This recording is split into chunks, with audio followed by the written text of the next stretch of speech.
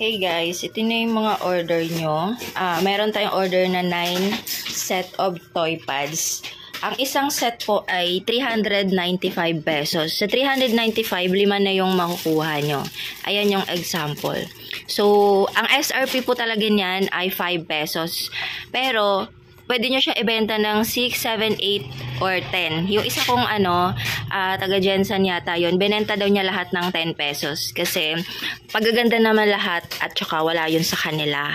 So, kung kaya nyo naman ibenta ng 10 pesos, why not? Katulad nyan, ang tag na to, parang drawing book siya, meron na siyang ganyan, a painting book, so pwede siya pang 10 pesos. It's up to you. Itong Beyblade sa akin mismo personally 10 pesos ko yan siya binibenta. So bawat isang pad may 20 pieces. So meron kayong tigwa 100 pesos. Pag nabenta nyo lahat ng tig 5 pesos, 500 pesos lahat yan. At ang original price po niyan 395 pesos. So isa-isang set, may tubo kayo na 105 kung 5 piso nyo lang ibebenta. E paano kung mabenta nyo lahat ng tig 10? Ito tig 10, katulad yung sa akin tig 10 pesos. Ito naman, pwede nyo siya ibenta ng 10, may hikaw, may bracelet. Ayan, yung ganyan.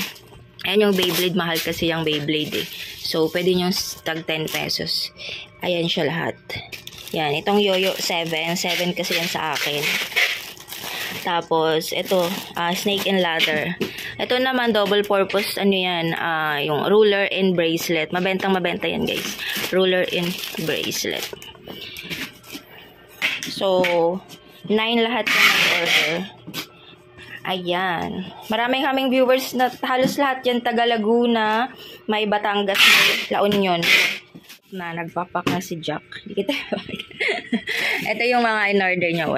Dami po. Thank you so much. Naka-bubble wrap. Ang bigat naman nito.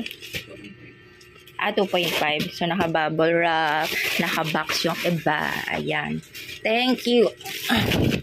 Nung nakaraan may pa isa-isang order. Diba nagbakasyon kami. And ngayon, bumalik na. Pero bakasyon ulit yan kasi may order siyang ganyan. Yan. Buti na lang may isang pad ba order niya, tapos gami.